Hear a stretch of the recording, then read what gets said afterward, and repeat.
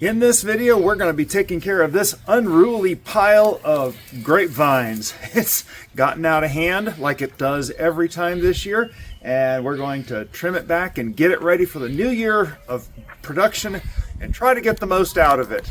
So follow along as we take care of the mess. Hi, I'm Bowtie Dave.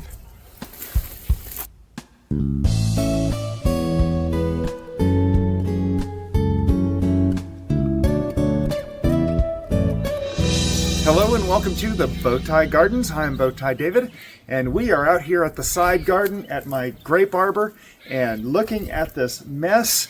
It is a chilly day in February and it is time. It's actually going to be probably my last shot at cutting these grapes back for the new year. And it's like this every year. It gets to the point, it grows and grows and grows, all the leaves die back. It produces grapes in there as well. This is actually going to be its third year here. These are Scuppernong grapes. Not exactly the kind of grape you have for a table grape, though they are, I think they're good. They have a little thicker skin, but they do make a great wine and they do make a great jam. And we're going to be doing that here this next year because I am intending to pick them before the birds get them this year so I can make at least a little bit of grape jam or grape jelly. One or the other. We'll have to see what happens. But this is normal. This is how it goes. If you watch the garden tours, you've seen that it got to be a bit of an unruly mess and it needed its haircut here and there. And we got down to it and cut the hair and did this last year. And I was a little bit generous with my grapevines and made a mistake. And so I wanted to discuss those mistakes and what I'm going to do better this year and show you exactly how I prune this, and then I'm going to get busy. It shouldn't take too long. The sun is kind of getting low for late February, and I think I have enough time in the afternoon, but in my ADD gardening way, I go out here and I say, oh, I gotta cut the grapevines. Let's go run and cut the grapevines, just like the asparagus video you saw. I don't know, it was a short, came out a little while ago. Maybe I'll be showing it on the screen here right now. It is kind of silly. I had fun doing it, but kids, don't be running around the garden with sharp cutting tools in your hands, okay? Just don't do that. That guy was stupid. Anyway, let's get on with this. So the biggest thing here is you can see the main vines down here at the bottom. There's two. I think there's a third one right in here somewhere. Yes, right there. Oh, is that grown back together? That's weird. Okay, I didn't notice that before. And there's another one here. There's another one up here. It looks like we probably have, what, 4 or 5 plants left in here, which is plenty for this. We started out with a whole lot more, and that was just simply way too much. Now, the one thing I want to show you, in fact, you can see right here really good, with these vines, what I did with them was I allowed them to grow up one main vine, like this, and then I let them split into 2 leaders, like this. 2 main vines. This arbor is not big enough to support 2 vines of several plants over here. It needs to be thinner than this, and that was kind of a mistake I made this last year. It got a little too thick. I think I could do better with better production if I thin these down a little bit more, and what I'm planning on doing is I am planning to have each one of these be a single leader, and you can see like that one right there. It comes up, it goes around, and this single leader goes all the way around to this other side and back up again. So I want to start getting this narrowed down to a single leader on each of these 4 plants. I think they will produce better grapes and not be as chaotic as it was. I mean, it's going to be as chaotic as this next year. It's still going to grow as much, but it can put more energy into fewer vines and hopefully grow us bigger and better grapes. And so one of the first things I'm going to be doing is I'm going to be coming down here and picking a main leader on each of these 1, 2, 3, 4 vines to cultivate as our main plants here. Like that one right there looks really good, but it's awfully close. Well, that one crosses over that way. Maybe I'll take that one. I don't know. Let's just sit here and see what we can do and figure out and start cutting back. The first thing really that we need to do is get rid of all the hair. We need to bald this guy down kind of like me in my bald head and get rid of the mess so we can get a better view of what's going on in here.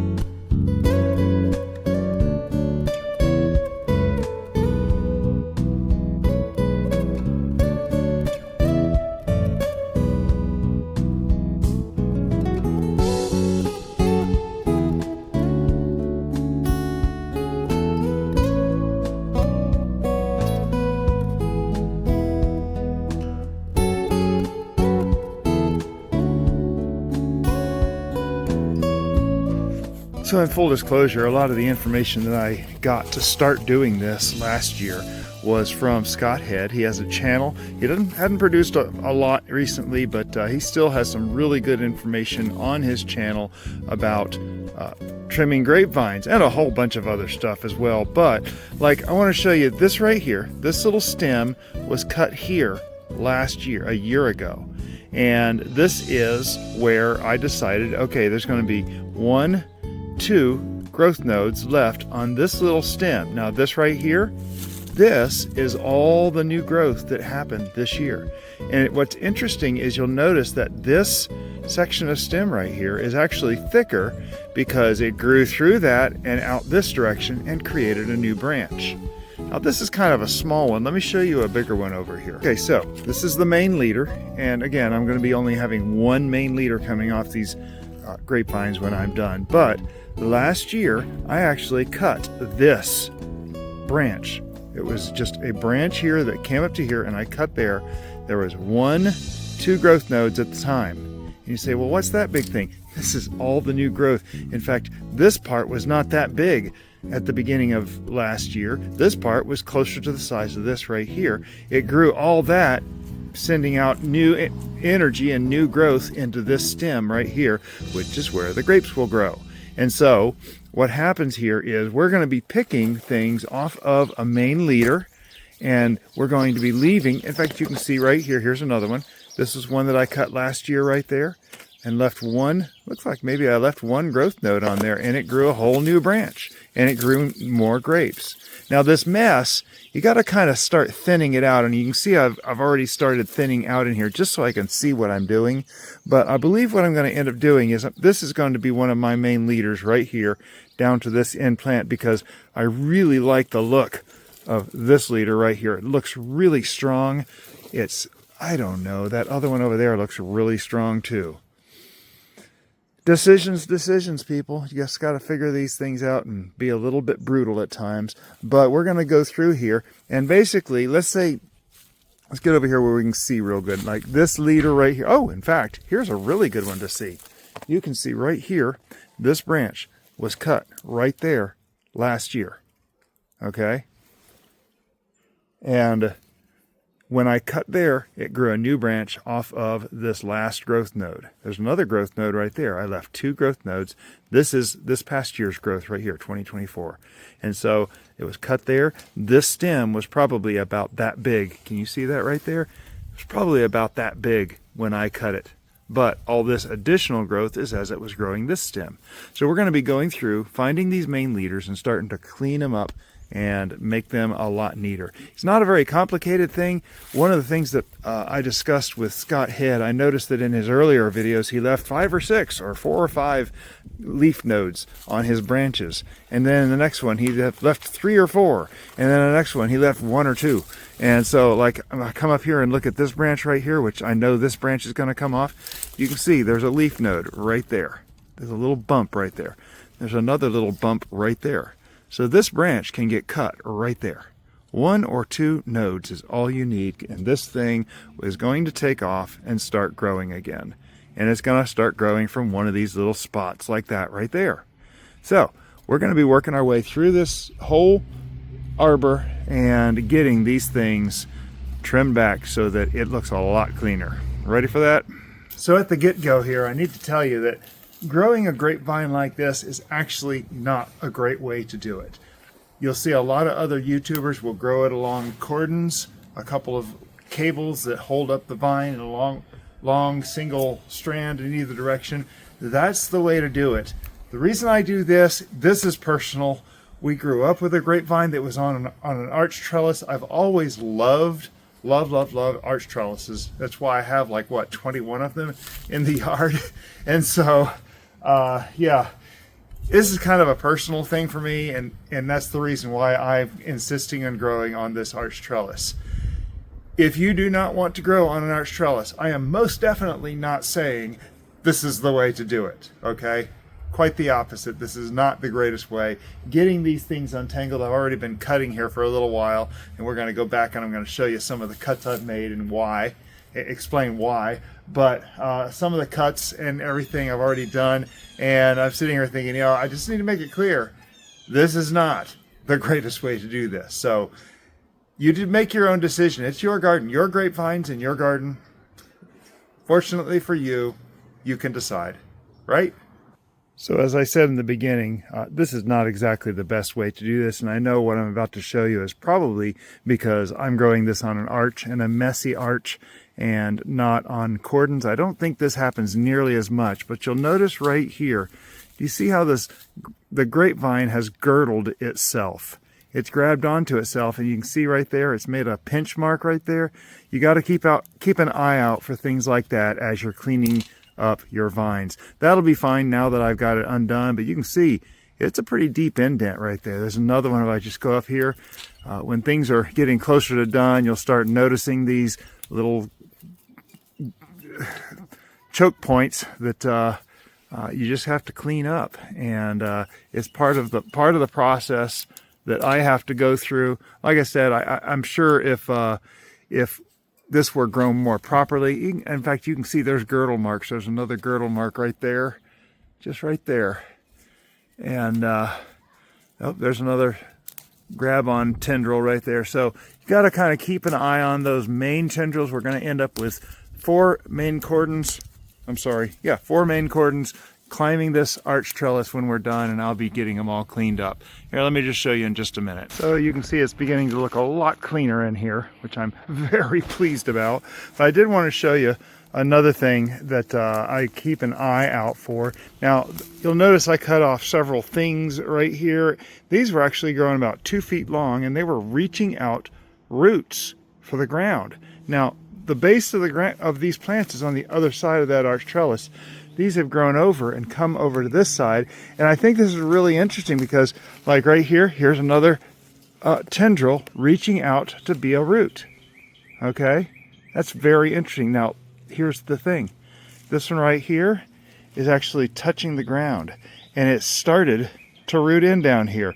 I inadvertently must have pulled it up sometime along the way, but I'm going to leave that down there because that's just going to be more strength for the plant, for that leader as it grows. Let me come around here to the other side and show you the amazing one, though, because if I come over here, we follow this leader, we have this thing going straight down, and look at this. It has fully rooted in the ground.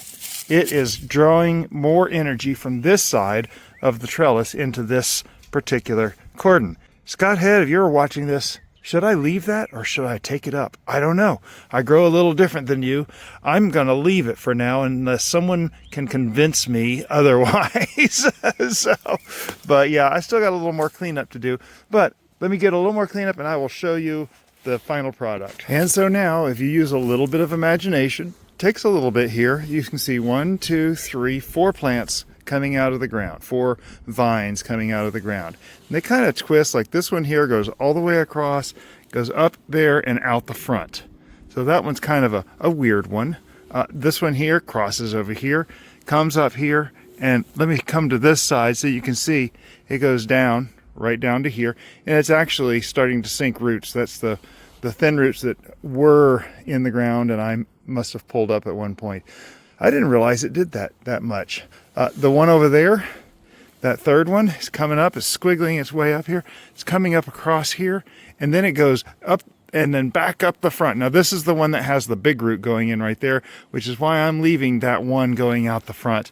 And then, of course, the front one up there is wrapping itself around the post, going up, and it actually comes all the way back to right here.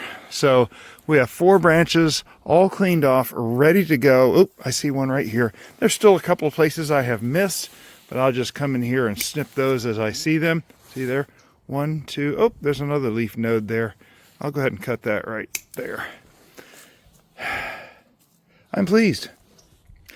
Took me about 40 minutes to do this, and you can see my pile of grapevine cuttings that will go out to the road next time the waste people come by, unless we come up with a thing to use these for, but I can't think of anything right now.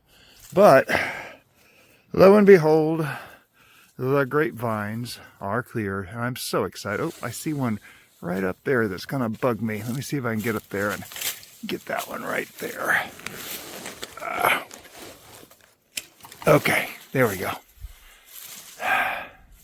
I'm very pleased. Hope we do better this year, and I've got to be sure to actually get out here and harvest the grapes when it's time. Not like I did this last time when it was obviously ready to harvest for the garden tour. And come next garden tour, I still hadn't harvested them and they were gone. All right, ADD moments. We move right on. Oh, I see another one up here, see? Right there. Bingo. All right, I'm calling that done. This is one good-looking arch trellis for the grapes this year.